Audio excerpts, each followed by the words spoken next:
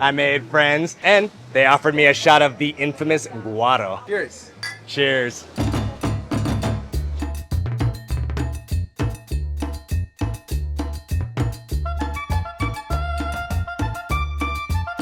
What is up, my friends? Welcome back to yet another adventure. Today, we find ourselves right in the heart of Medellin at the biggest market called La Minorista. And what does that mean in Spanish? That just means the retailer. It's a lot of like bulk items, a lot of restaurants, for example, buy from here. One thing I really love about markets is that it really gives you a chance to know a culture. You get to see a lot of really cool things. I'm really excited to see what's inside. So on that note, let's go check it out. And look at the organization of this place. So these are all different types of fruits. Some of them can be found in a lot of different places, but in particular, for example, this is the golupa. And so this one they were telling me is a little sweeter.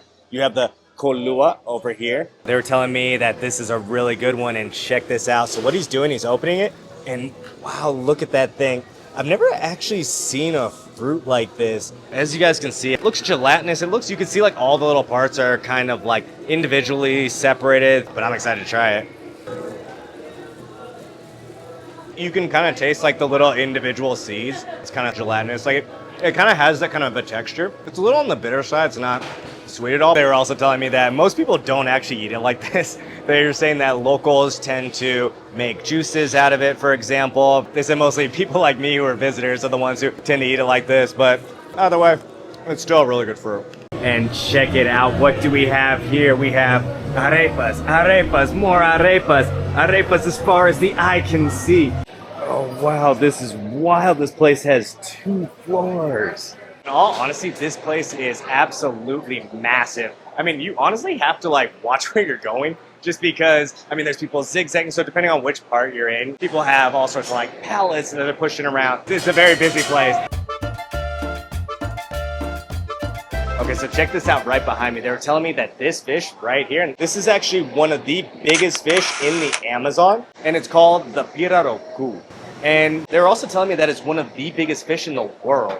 So there you have it. One of the biggest fish in the world sold right here. This sign here is hilarious. It says, El pez que fuma, which means the smoking fish. And here, you have the fish over here enjoying a cigar, hanging out, chilling. All right, so it's a little loud right here. This place also has bars, they have restaurants, but what I want to show you guys is the good stuff. So Colombia is famous for Aguardiente, which is a type of rum made from sugarcane. And for slang, they call it guaro. I actually don't know the story behind it, but this is the good stuff. So you have one, you have a red one, you have a blue one, and you have a green one. I'm not sure what the difference is necessarily between the red and the green, but the blue doesn't have sugar.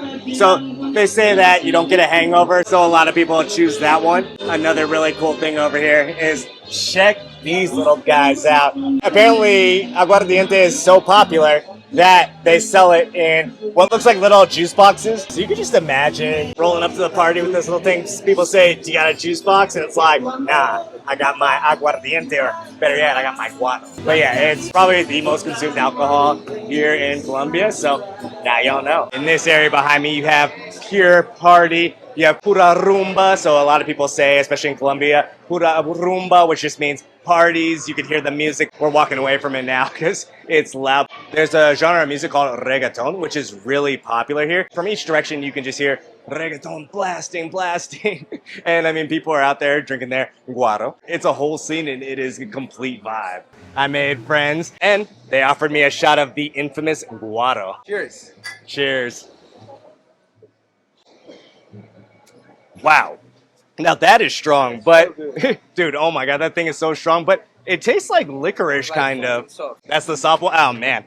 So he's saying that that's the soft one. I can't even imagine what the like stronger one tastes like. Oh my gosh. That is a typical liquor, the alcohol here in Antioquia. Most of the people here drink aguardiente. Nice. Well, thank you for the shot, and cheers. Oh, wow. Check this out. So this is a really efficient use of space here. They use these upper portions as storage units. To see that is cool. And if you can see, that thing is filled to the brim up top. But I think that's really cool. I think it's a really efficient use of space to do that. Oh, check this out. So over here, these chocoramo. These are apparently some of the most popular snacks. So as you can see, they're basically like chocolate covered. I don't want to say bread, almost like a cake. and these ramitos over here. So they were telling me that these are super famous and some of the most widely consumed. They said if you haven't tried one of these, you have not been to Colombia. As I'm walking around here exploring a little bit, as you can see, a lot of these places are closed behind me. I'm here in the afternoon right now, and they were telling me that this place is actually open from 1 in the morning until around 6, 7 o'clock in the evening. It's not open 24 hours, but it's still open for a good amount of time. And look at all of these bananas right here. They're literally mounds of them. And look at it, you have them all packaged up like this. And so something cool that they were telling me is that these bananas, so for example, like the ones here that are packaged, these ones are usually bought by restaurants and used in a lot of different types of food, in soups and things like that. And for that reason, they sell them in bulk like this. Wow, check out this cheese. I've never seen cheese quite like this. They were telling me that it's mostly bought by normal people. Sometimes companies will buy it, but more or less it's used to make food at home. And one thing that I've noticed here in Colombia is cheese is added to a lot of things. Like, for example, in coffee, in hot chocolate, sometimes it's added to the arepas. It's added to a number of different things. And wow, look at this. These things are absolutely massive. And you can see over here too how he's kind of just chopping up the cheese. Okay, so check this out. So I want to show you guys this. So they were telling me that this right here, Postebon, is one of the most famous sodas here in Colombia. So I think that purple one tastes like grape is what they were telling me. This Del Valle is like a citrus one. But the really interesting thing about that one is that it's owned by Coca-Cola, which is always funny to me because, like, you know, coming from the US, we think of Coke as maybe just like a domestic brand, but no, my friends, it is international, it is massive. They have all these other brands, and right here is one of them.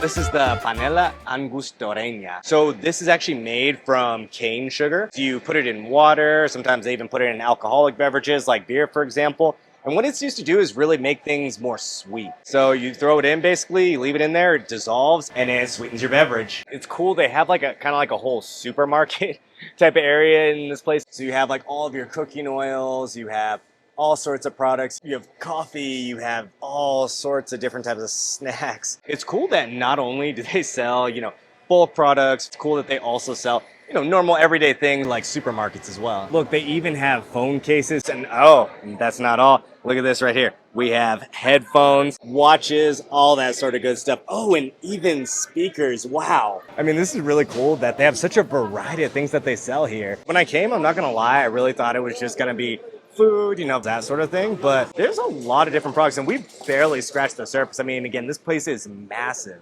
Okay, so check this out. Now, this really shocked me. Right behind me, you have even a travel agency here. You can come in, you can get all of your groceries for the week, and you can book that dream vacation. All right, we're doing a little pass through the spices aisle, and they were telling me that, unfortunately, there aren't any spices, at least in this aisle, this immediate area, that are specifically from Colombia. But nonetheless, they have a massive variety of spices to choose from.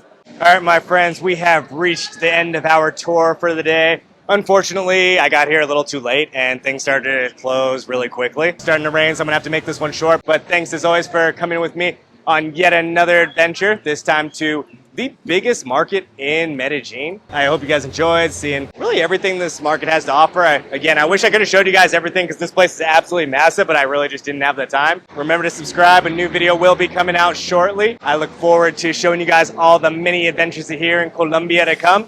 And on that note, I don't want to keep getting wet, so I will see you all at the next adventure. Peace out.